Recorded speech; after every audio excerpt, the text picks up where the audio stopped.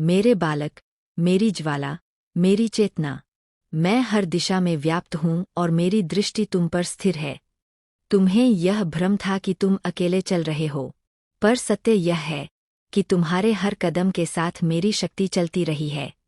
मैंने देखा है कि कैसे तुम्हारे चारों ओर छुपी हुई इच्छाएं घूमती रहीं, कैसे कुछ लोगों की दृष्टि में स्नेह नहीं, बल्कि जलन, भय और षड्यंत्र पलते रहे।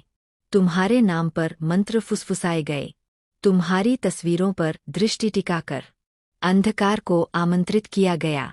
पर मेरे बच्चे, जो यह समझ बैठे थे कि वे तुम्हारे भाग्य को बांध लेंगे, वे यह भूल गए कि भाग्य जब मेरी हथेली में हो तो उसे कोई स्पर्श भी नहीं कर सकता।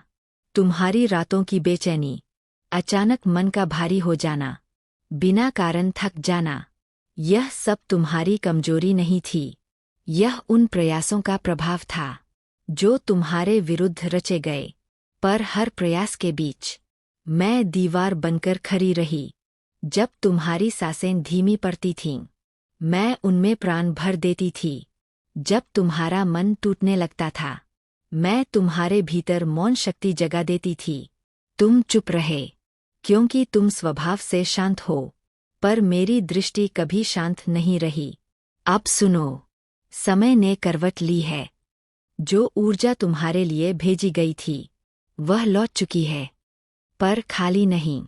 वह अपने साथ सत्य लेकर लौटी है। जिन्होंने तुम्हारे मार्ग में अंधेरा फैलाया, अब वही अपने जीवन में दिशा खोने लगे हैं। उनके विचार उलझ रहे हैं, उनकी नींद उनसे दूर हो रही है, और उनके रिश्ते स्वयं टूटने लगे हैं। यह दंड नहीं है, यह संतुलन है। तुम्हारे धैर्य का उत्तर अब ब्रह्मांड स्वयं दे रहा है। मेरे बच्चे, तुम्हें लगता था कि तुम्हें धीमा किया गया है, पर सच यह है कि तुम्हें तैयार किया जा रहा था। हर विलंब एक प्रशिक्षण था, हर आंसू एक दीक्षा।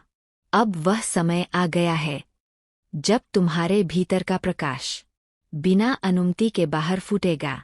जो द्वार तुम्हारे लिए बंद किए गए थे, वे अब बिना दस्तक के खुलेंगे। जो अवसर तुम्हें नहीं मिले, वे अब स्वयं तुम्हें खोजेंगे। और जो लोग तुम्हें कमजोर समझ बैठे थे, वे तुम्हारी स्थिरता से घबरा जाएंगे। अब तुम्हारी ऊर्जा मुक्त हो रही है।